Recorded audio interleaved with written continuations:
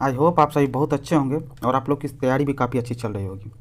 आज हम लाए हैं प्रैक्टिस सेट 8वां प्रैक्टिस सेट, या 8 नंबर की प्रैक्टिस सेट है। इससे पहले हम लोग ला चुके हैं 7 प्रैक्टिस सेट वीडियो अपलोडेड है चैनल पे। जिन लोगों ने नहीं देखा जाकर के चैनल पे एक बार चेकआउट जरूर करें। साथ साथ इसमें हम क्या क्या कर चुके हैं इससे पहले प्रैक्टिस सेट तो थी, साथ साथ आपको रेगुलर अभी करंट अफेयर्स का वीडियो भी आपको अपलोड हो रहा है। ठीक है, तो करंट अफेयर्स का भी वीडियो आप लोग रेगुलर देख लें। एसपीडी का करंट अफेयर्स हमने लगातार किया है, अभी तक 800 प्रश्नोत्तर का संग्रह है, वो लगातार डाला जा रहा है। ठीक है, अभी 7 सप्ताह हो चुका, लास्ट एक और वीडियो आएगा करंट अफेयर्स को लेकर के।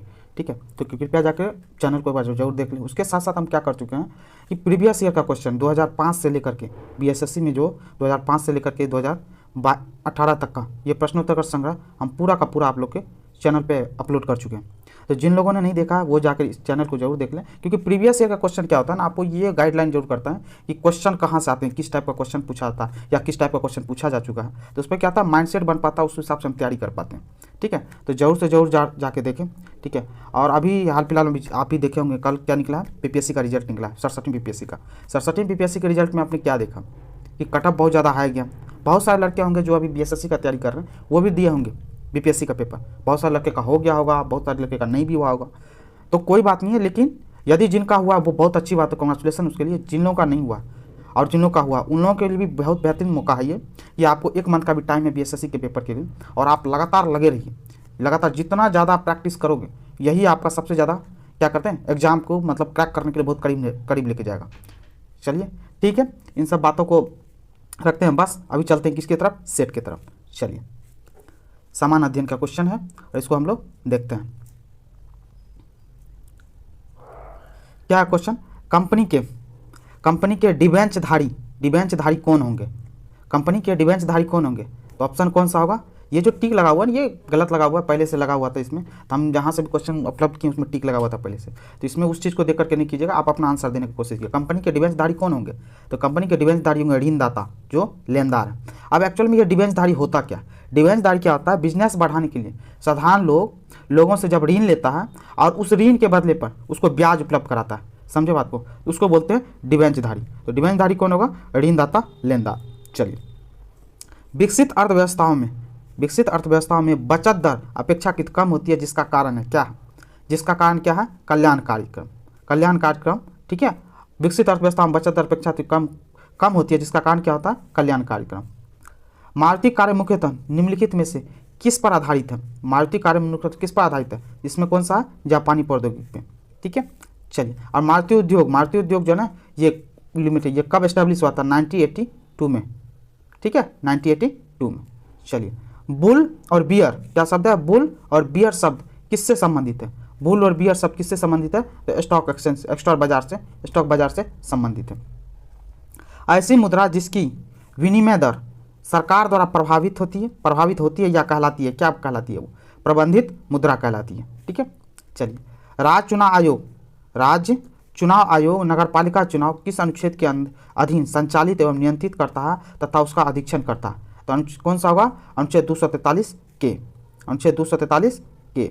ठीक है, चलिए, निम्नलिखित में से किस निर्णय में कहा गया है कि धर्मनिरपेक्षवाद, ठीक है, धर्मनिरपेक्षवाद और संघवाद भारतीय संविधान की मूल विशेषता है, तो किस में कहा गया, तो SR बम्बई मामला।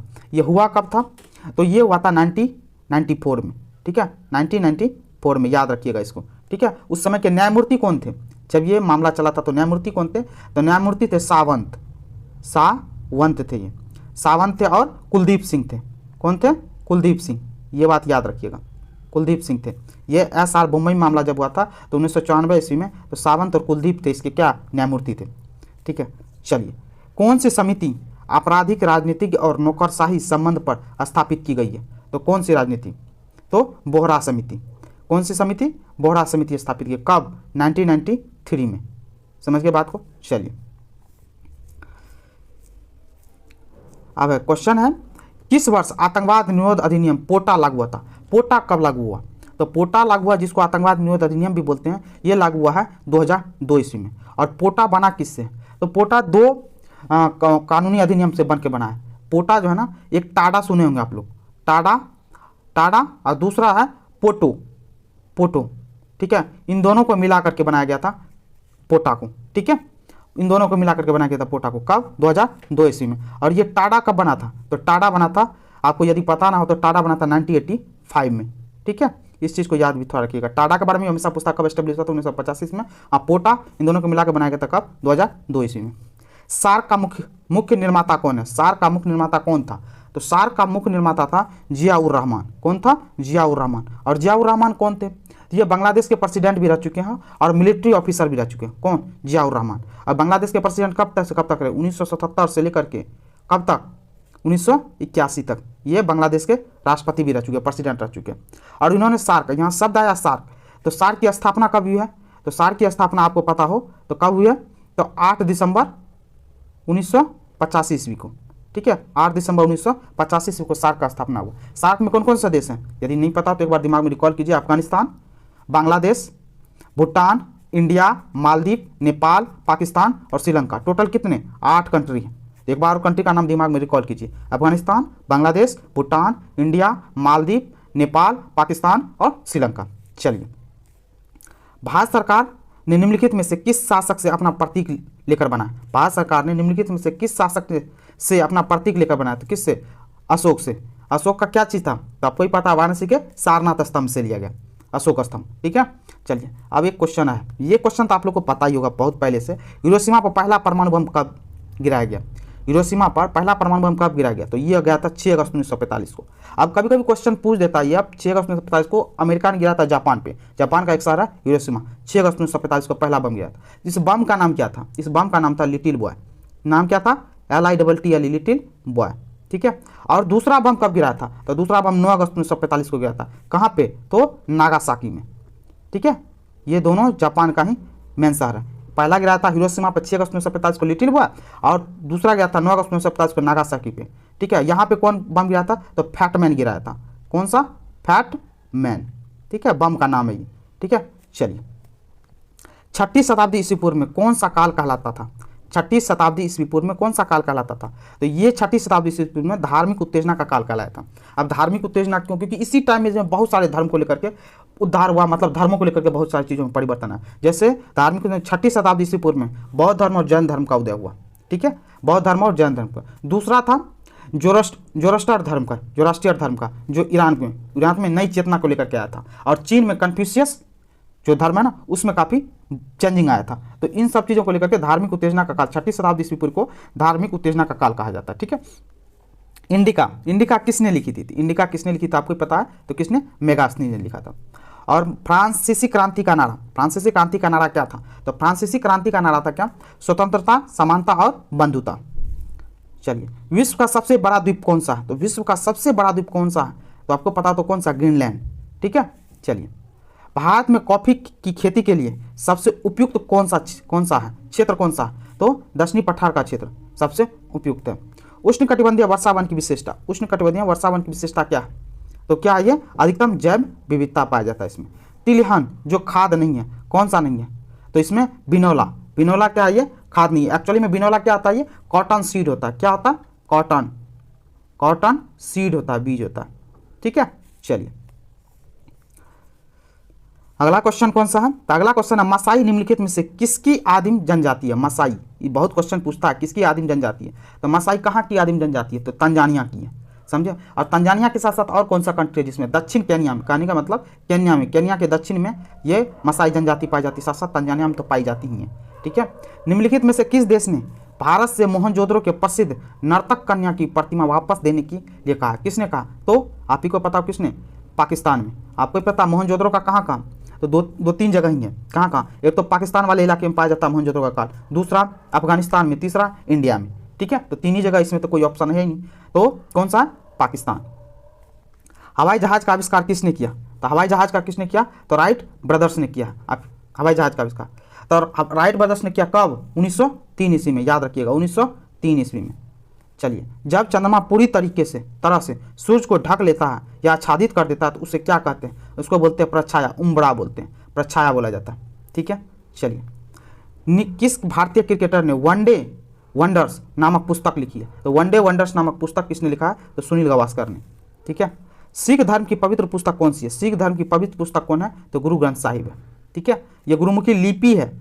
समझे, गुरु ग्रंथ साहिब में जो लिखी गई है ना, गुरुमुखी लिपि की लिखी गई है, लेकिन पुस्तक पूछ रहा थी ये गुरु ग्रंथ साहिब। किस लेखक की पुस्तक में रष्टि नामक पात्र है? रष्टि नामक पात्र किसके बुक में? तो रसिक बॉन्ड के पुस्तक में। ये बच्चों के लिए बहुत अच्छी अच्छी किताब लिखते हैं रसिक बॉन्ड, ठीक है। ये तो पुस्तक का नाम क्या था? द एडवेंचर्स ऑफ रष्टि, 2012 में। ये एडवेंचरस ऑफ रष्टि 2012 में पुस्तक आई थी इसकी, ठीक है। चलिए, निम्नलिखित में से कौन सा ट्रॉफी क्रिकेट से नहीं, क्रिकेट में नहीं दिया जाता? इसमें से कौन सा ट्रॉफी है जो क्रिकेट में? देवधर ट्रॉफी क्रिकेट से जुड़ा हुआ है, एसएस ट्रॉफी क्रिकेट से जुड़ा हुआ है, जो सुनते होंगे एसएस ट्रॉफी खिलाता है इंग्लैंड, और शायद आप लोगों को पता होगा क्रिकेट में इंग्लैंड शायद और ऑस्ट्रेलिया खेलता है, और रणजी ट्रॉफी भारत में तो है क्रिकेट से जुड़ा हुआ। राइडर कप नहीं है, तो इसका आंसर क्या होगा? कौन सी ट्रॉफी नहीं क्रिकेट में खेली जाती? कौन सा? राइडर कप, राइडर कप, ठीक है। ये यूरोप और ऑस्ट्रेलिया का गोल्फ खेल है, गोल्फ से जुड़ा हुआ कप है, ठीक है। तो गोल्फ से जुड़ा हुआ खेल है राइडर कप, 2 वर्ष में, हर 2 वर्ष में खेला जाता है ये, ठीक है। चलिए, योग्यता की उत्तरजीविता, योग्यतम की उत्तरजीविता, सॉरी, योग्यतम की उत्तरजीविता, सर्वाइकल ऑफ द फिटेस्ट किसने प्रतिपादित किया? तो किसने प्रतिपादित किया? तो डार्विन साहब ने प्रतिपादित किया। निम्नलिखित में से कौन सा किला अकबर ने नहीं बनवाया था? क्या बोल रहा है? अकबर ने नहीं बनवाया था। आगरा का किला, लाहौर का किला, इलाहाबाद का किला, सब के सब अकबर द्वारा बनाया, लेकिन ग्वालियर का किला अकबर द्वारा नहीं बनाया गया। तो इसका आंसर क्या हो जाएगा? ग्वालियर के किला। अच्छा, ग्वालियर किला बनवाया कौन था? तो ग्वालियर का किला बनाया था मान सिंह तोमर। क्या नाम है इसका?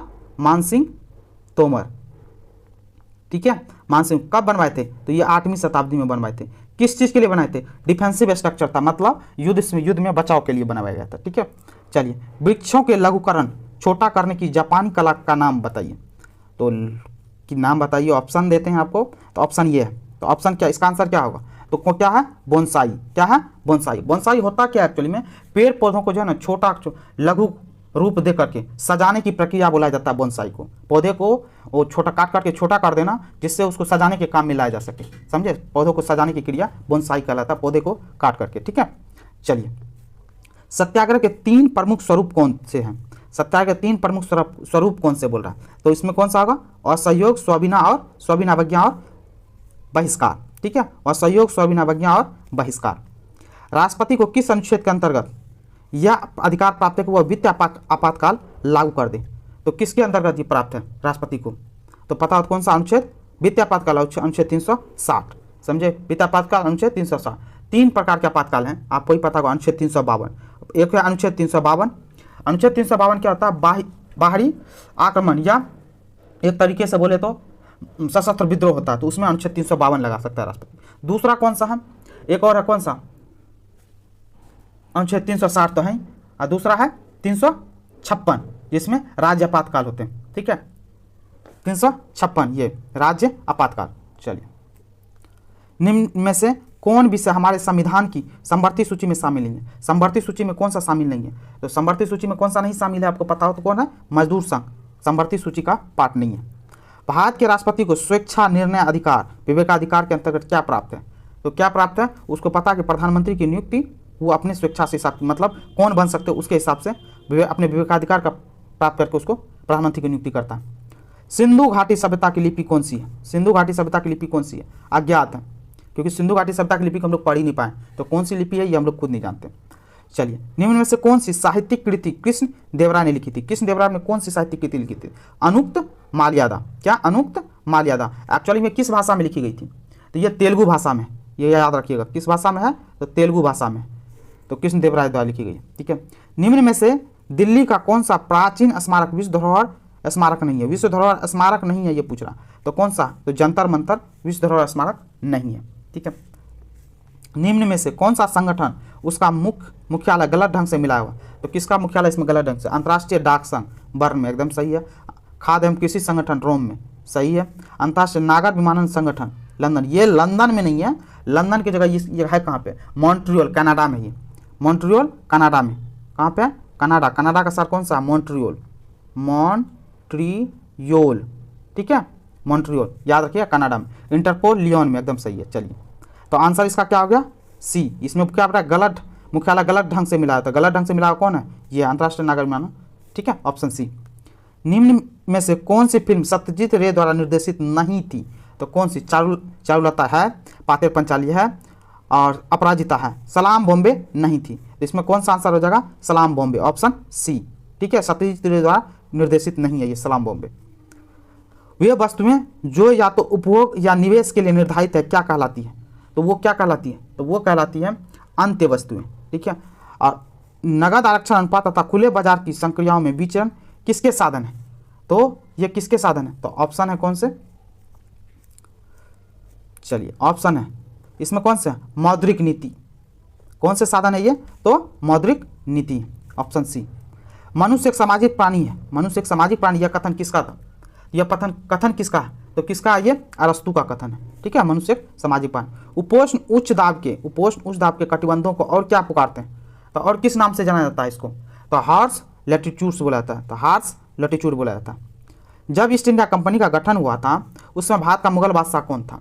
अब ये क्वेश्चन, तो सबसे पहली बात तो जाना पड़े ईस्ट इंडिया कंपनी का गठन हुआ कब था? तो ईस्ट इंडिया कंपनी की स्थापना हुई थी 1600 ईस्वी में। कब हुई थी? 1600 ईस्वी में। अब 1600 ईस्वी में ईस्ट इंडिया कंपनी की स्थापना हुई, तो कौन सा राजा 1600 ईस्वी में मुगल बादशाह था इसमें? तो इसमें कौन था? अकबर था। कौन था? अकबर। अकबर का शासनकाल कब से कब तक, ये पता हो तब तो अकबर का शासनकाल था इसमें कब से कब तक? तो यदि आपको ना पता तो अकबर का शासनकाल था 1556 से लेकर के कितना? 1556 से लेकर के 1605 ईस्वी तक। ये कौन थे उस समय? तो आपको पता चल गया 1556 से 1605 तक अकबर का शासनकाल था। और 1600 ईस्वी में ईस्ट इंडिया कंपनी की स्थापना है। तो किसके समय में? तो अकबर के टाइम में ईस्ट इंडिया कंपनी की स्थापना हुई थी। लॉर्ड कर्जन के वायसराय होने के दौरान निम्न से कौन सी घटना नहीं घटी है? तो बोल रहा है लॉर्ड कर्जन के कर्जन के वायसराय होने के दौरान कौन सी घटना नहीं घटी है? तो सबसे पहली बात तो हमको ये जानना पड़ेगा लॉर्ड कर्जन का शासनकाल कब से कब चलता? लॉर्ड कर्जन कब से कब तक शासन किया था? तो लॉर्ड कर्जन किया था 1899 से लेकर के कब तक? 1905 ईस्वी तक। ये लॉर्ड कर्जन का शासनकाल था 1899 से 1905। अब इसमें से देखते हैं कौन कौन सा कब का। दिल्ली दरबार द्वितीय दिल्ली दरबार कब हुआ था? द्वितीय दिल्ली दरबार हुआ 1903 ईस्वी में। कब हुआ? 1903 ईस्वी में। सबसे पहली बात तो दिल्ली दरबार कितनी बार हुआ? यदि आपको पता हो तो दिल्ली दरबार 3 बार हुआ। दिल्ली दरबार कितनी बार? 3 बार। कब कब हुआ? तो ये हुआ है 1877 में, ठीक है। दूसरा 1903 ईस्वी में हुआ है और तीसरा 1911 ईस्वी में हुआ। तो दिल्ली दरबार कितनी बार हुआ? 3 बार। ये द्वितीय दिल्ली दरबार की बात कर रहा था 1903 में। तो ये तो लॉर्ड कर्जन के टाइम में हुआ था। भारतीय राष्ट्रीय कांग्रेस की स्थापना कब हुई थी? तो आपको पता कब? 1885 ईस्वी में। ये देखिए दूसरा नंबर क्वेश्चन है ना, आउट ऑफ बाहर है, लॉर्ड कर्जन के समय से बाहर। और भारतीय राष्ट्रीय कांग्रेस के गठन के समय कौन थे? वैसा लॉर्ड डफरिन थे उस टाइम में, ठीक है। बंगाल विभाजन कब हुआ? तो 1905 ईस्वी में। ये आपको पता है लॉर्ड कर्जन इसीलिए तो फेमस हुआ बंगाल विभाजन के लिए। और पुरातत्व विभाग की स्थापना कब हुई थी? ये कह रहा है 1904 के एक्ट ईस्वी में आया था। ये लॉर्ड कर्जन के टाइम में ही एक्ट लाया गया था पुरातत्व विभाग का स्थापना, ठीक है। एक और क्वेश्चन इसी से जुड़ा हुआ है, पुरातत्व विभाग की स्थापना, archaeological survey of India ASI की स्थापना कौन किया था? Lord Cunningham. ऐसा ही क्वेश्चन है जो कि लॉर्ड कनिंघम 1861 ईस्वी में किया था। इस चीज़ को भी याद रखिएगा। तो ये पुरातत्व विभाग की स्थापना एक्ट हुआ था 1904 ईस्वी में, जो कि लॉर्ड कर्जन के टाइम में आया था। लेकिन आर्कोलॉजिकल सर्वे ऑफ इंडिया बोलेगा ना लॉर्ड कनिंघम, वो 1861 में किए थे। और लॉर्ड कनिंघम जो है ना फर्स्ट डायरेक्टर जनरल थे किसके? आर्कोलॉजिकल सर्वे ऑफ इंडिया के थे। इस चीज़ को याद रखिएगा। इसका आंसर कौन सा हो गया? तो इसका आंसर आपको पता चल गया कौन सा? तो आप लोग अच्छे से बता सकते हैं कौन सा? भारतीय राष्ट्रीय कांग्रेस की स्थापना 1885 ईस्वी में लॉर्ड कर्जन के टाइम में नहीं हुआ था। चलिए, फ्रांस में आतंक के शासन आतंक के शासन के दौरान निम्न में किससे महत्वपूर्ण आतंक के शासन के दौरान निम्न में से किसने महत्वपूर्ण भूमिका निभाई थी? तो किसने? रॉबेस्पियर ने महत्वपूर्ण भूमिका निभाई थी, ठीक है। ये आप अधिकतर जो देख रहे हो ना फ्रांस के बारे में बार बार पूछा जाता है, ये 9th और 10th के हिस्ट्री सब्जेक्ट में पढ़ोगे तो वहाँ से क्वेश्चन लिया गया ये अधिकतर, ठीक है। चलिए, भारत का सबसे ऊंचा जलप्रपात किस राज्य में? तो भारत का सबसे ऊंचा जलप्रपात किस राज्य में? तो कर्नाटक राज्य में। और कौन सा ऊंचा जलप्रपात है? तो कुचिकल जलप्रपात। कौन सा है? कुचिकल जलप्रपात है, ठीक है। इसकी ऊंचाई कितनी है? 1493 फीट है, ठीक है। 1493 फीट है। चलिए, वह मिट्टी जो वर्षा के कारण गहन निछालन की ओर प्रवृत्त होता है क्या कहलाती है? तो क्या कहलाती है? ये लेटेराइट मिट्टी कहलाती है, ठीक है। रेगिस्तान क्षेत्र में मशरूम चट्टान का निर्माण किसका उदाहरण है? तो ये किसका उदाहरण है? अपघर्षण का उदाहरण है, ठीक है। ग्रैंड कैनियन क्या है? ग्रैंड कैनियन किस नदी में है? तो ग्रैंड कैनियन किस नदी में है? तो आपको ही पता, तो कौन सा? कोलोराडो नदी में। कौन सी नदी में है? तो ग्रैंड कैनियन कोलोराडो नदी में है। और कोलोराडो नदी कहाँ पे है? तो किस कंट्री में है? तो ये USA में, ठीक है। इस चीज़ को याद रखिएगा, ठीक है। ग्रैंड कैनियन पूछ दे कहाँ USA में, या कोलोराडो नदी कहाँ पे है? तो USA में, ठीक है। चलिए, विज्ञान में गणित, इसमें विज्ञान का क्वेश्चन हम लोग देख लेते हैं। किस फल का बीज उसके बाहर की ओर होता है? तो कौन सा फल का बीज उसके बाहर की ओर होता है? स्ट्रॉबेरी। इसी को बोलते हैं अंडा से, ठीक है। स्ट्रॉबेरी को अंडा से बाहर की होता है, अंडा से। चलिए, वायु की आर्द्रता जिसको नमी बोलते हैं किस पर निर्भर करती है? तो वायु की आर्द्रता किस पर निर्भर करती है? तापमान पर भी निर्भर करती है, स्थान पर भी निर्भर करती है, मौसम क्या उस पर भी निर्भर करती है। इसका आंसर क्या होगा? ऑप्शन डी, उपयुक्त सभी। चलिए, नेक्स्ट क्वेश्चन है एंजाइम क्या है। ये एंजाइम क्या है, ये क्वेश्चन आप लोग बहुत बार कर चुके हैं। एंजाइम क्या है, एक प्रोटीन है, ठीक है। स्तनधारियों के रक्त में सबसे बड़ी कोशिका पूछ रही है कौन सी होती है। स्तनधारियों में सबसे बड़ी कोशिका कौन सी होती है, तो मोनोसाइट्स होती है। कौन सी होती है, मोनोसाइट। मोनोसाइट को ही ल्यूकोसाइट भी बोलते हैं, जिसको श्वेत रक्त कोशिका बोलते हैं, ठीक है। इस चीज़ को याद रखिएगा। एरिथ्रोसाइट को ये लाल रक्त कोशिका, ठीक है। मोनोसाइट को क्या, श्वेत रक्त कोशिका, ठीक है। चलिए आगे क्वेश्चन पे द्विपद नाम पद्धति किसने प्रस्तावित की, तो किसने प्रस्तावित किया था, तो द्विपद नाम तो लिनियस ने किया था। पांच राज्य वर्गीकरण किसने प्रस्तावित किया था, तो 5 राज्य वर्गीकरण किसने प्रस्तावित किया था, यदि पता हो तो आर.एच. व्हिटेकर ने किया था। आर.एच. व्हिटेकर ने किया था। चलिए निम्नलिखित में से किसकी एक ही इकाई यूनिट होती है, मतलब 2 दे रखे हैं जिनका दोनों इकाई सेम हो, यूनिट दोनों का सेम हो। कार्य और शक्ति का मात्रक क्या होता है, तो आपको ही पता है, जूल होता है। बल आघूर्ण और जत आघूर्ण का क्या होता है, नहीं, कार्य का मात्रक जूल, शक्ति का मात्रक न्यूटन मीटर, ये अलग अलग हो गया। बल आघूर्ण और जत आघूर्ण, ठीक है। बल आघूर्ण और जत आघूर्ण इनका भी अलग अलग होता है, ठीक है। बल आघूर्ण जत आघूर्ण का, इसमें आंसर कौन सा होगा, तो कार्य और बल आघूर्ण, ठीक है। कार्य का मात्रक भी जूल और बल आघूर्ण का भी मात्रक जूल, ठीक है। न्यूटन मीटर होता है, न्यूटन मीटर। कार्य और बल आघूर्ण, एक सेकंड। तो क्या होता है इसका आंसर, तो यह क्या हो जाएगा, निम्न से किसकी एक ही इकाई यूनिट है, तो कौन होगा, कार्य और बल आघूर्ण, ठीक है। इसका जूल होता है, ठीक है, दोनों का। चलिए एक विशेष प्रणाली में लंबाई, द्रव्यमान और समय की इकाइयाँ यूनिट क्रम से 10 सेंटीमीटर, 10 ग्राम, 0.1 सेकंड चुनी गई है। इस प्रणाली में बल की इकाई यूनिट किसके बराबर होगी। अब किसके बराबर होगी, इस चीज़ को अब देखिए, इस पर एक हम फार्मूला देते हैं। यहाँ पर होता क्या है, मान लो कि अलग अलग टाइप की दे रखी है, तो इसका क्या हो जाएगा, तो इसका क्या, मास m1/m2 = L1/L2 लेंथ दे रखा है, इंटू दूसरा कौन सा है, T1/T2, ठीक है। ऊपर क्या पावर, ऊपर -2। इसको जब सॉल्व कीजिएगा, ठीक है, तो 1 × 10 m का मान 10⁻³ ग्राम अपॉन 10 ग्राम, इसको 10⁻² सेंटीमीटर अपॉन 10 सेंटीमीटर। इसको T1 का मात्रा, T1 का 1/0.1 के पावर -2। जब इसको सॉल्व कीजिएगा ना, आंसर में आपको कौन सा आ जाएगा, 0.1 न्यूटन। आप कर लेना सॉल्व इस चीज़ का, हम आपको फार्मूला बता दिए, ठीक है।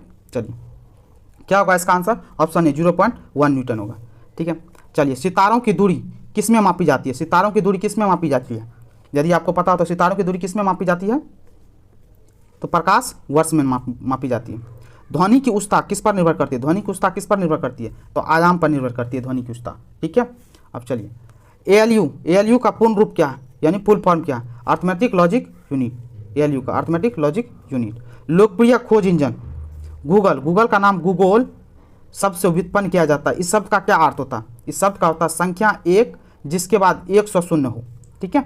चलिए कार्बोरंडम निम्नलिखित में से किसका दूसरा नाम है, तो कार्बोरंडम किसका दूसरा नाम है, तो सिलिकॉन कार्बाइड का दूसरा नाम है कार्बोरंडम, ठीक है। चलिए नेक्स्ट क्वेश्चन कौन सा है, हाँ नेक्स्ट क्वेश्चन है STP एक गैस के 1 मोल में कितने परमाणु होते हैं। STP पर गैस के 1 मोल में कितने परमाणु होते हैं, तो कितने परमाणु होते हैं, 6.0 × 10⁻23, ठीक है। चलिए जो विटामिन बहुत परिवर्ती क्या है, बहुत परिवर्ती और पकाने व भंडारण के दौरान आसानी से नष्ट हो जाता कौन सा है, तो विटामिन C, ठीक है। चलिए हाइड्रोजन के एक परमाणु में न्यूट्रॉनों की संख्या कितनी होती है, तो हाइड्रोजन के पर न्यूट्रॉन कितने होते हैं, हाइड्रोजन में 0 होते हैं। गैसोलीन के दहन का ऊष्मामान होता है, ऊष्मामान पूछ रहा है गैसोलीन का, तो कितना होता है, 4700 किलोग्राम पर kg। परमाणु संरचना का मॉडल किसने किया था, परमाणु संरचना का मॉडल किसने विकसित किया, तो किसने विकसित किया, बोर एंड रदरफोर्ड ने किया था, ठीक है। चलिए समुद्र के जल के दिन में 2 बार तालबद्ध उतार चढ़ाव को क्या कहा जाता है, तो उसको क्या होता है, ज्वार भाटा बोला जाता है। तो ज्वार भाटा आता क्या, सूर्य और चंद्रमा द्वारा जब अधिक गुरुत्वाकर्षण बल लगता है तो ज्वार भाटा होती है, ठीक है। तो ये बात याद रखिए।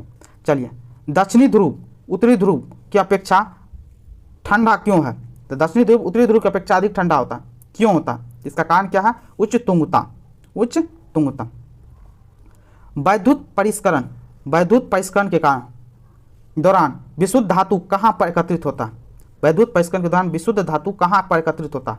तो कहाँ पर एकत्रित होता है? तो कैथोड पर एकत्रित होता है। निम्न में से कौन सा जोड़ा सही है? इसमें पूछ रहा है जोड़ा कौन सा सही है, तो जोड़ा कौन सा सही है? अपघटक बैक्टीरिया एकदम सही है। उत्पादक हिरण, हिरण उत्पादन करता है? नहीं। प्राथमिक उपभोक्ता तेंदुआ? नहीं। प्राथमिक उपभोक्ता होता कौन सा? पौधा, प्लांट होता है। द्वितीयक उपभोक्ता घास? नहीं। द्वितीयक उपभोक्ता ये तेंदुआ जानवर से सब होते हैं द्वितीयक उपभोक्ता, ठीक है। तो नहीं, ये द्वितीयक उपभोक्ता घास नहीं, प्राथमिक उपभोक्ता तेंदुआ नहीं, उत्पादक हिरण नहीं, अपघटक बैक्टीरिया ये सही है, ठीक है। तो कौन सा होगा? ऑप्शन ए जोड़ा सही है, तो अपघटक बैक्टीरिया सही है। पर्णपाती वृक्ष, पर्णपाती वृक्ष क्या होगा इसमें? पर्णपाती, पर्ण मतलब पत्ता, पाती मतलब गिराना। जो वृक्ष अपना पत्ता गिराता है तो अपनी पत्तियां हर वर्ष गिराएगी। कौन? पर्णपाती वन। इंडिया में पर्णपाती वन सबसे ज़्यादा। आप गर्मियों जब खत्म होती होगी तो आप लोग देखते होंगे क्या होता है, वृक्ष के पत्ते गिर जाते हैं, और जैसे ही मौसम थोड़ा सा होता है उसके बाद क्या होता है, वृक्षों में हरे पत्ते आ जाते हैं, ठीक है। सही उत्तर के साथ सूची 1 और सूची 2 को मिलान करना। अब इसमें से कौन कौन सा होगा? विटामिन B1, यदि आपको पता हो तो सभी विटामिन का नाम याद जरूर रखिएगा, समझे बात को। तो ये क्योंकि बार बार क्वेश्चन किसी न किसी पॉइंट ऑफ व्यू से पूछ ही देता है। तो विटामिन B1 को क्या बोलते हैं? तो विटामिन B1 को क्या बोलते हैं? थायमिन बोलते हैं, ये आपको पता ही चल गया। विटामिन B2 को क्या बोलते हैं? विटामिन B2 को क्या बोलते हैं? राइबोफ्लेविन। क्या बोलते हैं? राइबोफ्लेविन। विटामिन B6 को पैराडॉक्सिन बोलते हैं, विटामिन B6 को पैराडॉक्सिन। और विटामिन B12 को साइनोकोबालेमिन बोलते हैं। ये आप मिला सकते हैं आप आराम से, ठीक है। बताने की जरूरत है नहीं कि क्या मिलाना है, ठीक है। ओम का नियम, यहाँ पे बोल रहा है ओम का नियम निम्न में से किसके बारे में सही है? अच्छा, ओम का नियम होता किसके लेकर के? तो चालक को लेकर होता है, ठीक है, करंट चालक को लेकर के, ठीक है। ये हो गए टोटल 75 क्वेश्चंस, ठीक है। आई होप ये वीडियो आपको पसंद आया होगा, ये सेट भी आपको पसंद आया होगा। पसंद आया होगा तो आप प्लीज़ करके लाइक करें, कमेंट करें, शेयर करें और सब्सक्राइब जरूर से जरूर करें चैनल को, क्योंकि आपका सब्सक्राइब जो है ना कहीं ना कहीं मोटिव करता है और अच्छे तरीके से बनाने और सारा कंटेंट तैयार करने में, ठीक है। क्योंकि आपको ही पता है इसमें मेहनत लगता है बनने में, और आपके लिए ही हम लोग तैयार करते हैं। तो प्लीज़ करके एक बार जरूर चैनल को सब्सक्राइब कर लें, और जितने भी वीडियो हम आपको बता चुके हैं उस पर जरूर जाके एक बार जाके देखें, क्योंकि प्रीवियस ईयर का क्वेश्चन हम आपको दे चुके हैं 2005 से लेकर 2018 तक का प्रीवियस ईयर। उसके बाद बहुत सारा करंट अफेयर्स का वीडियो डाल रहे हैं आपको, और साथ साथ में सेट तो डाल ही रहे। तो प्लीज़ करके कीजिए, ये आप ही लोगों के लिए कर रहे हैं इतना मेहनत, कि जितना ज़्यादा सपोर्ट कीजिएगा और बेहतर से बेहतर हम कोशिश करेंगे आपके लिए बेहतर से बेहतर लाने के लिए वीडियो, ठीक है। Thank you so much.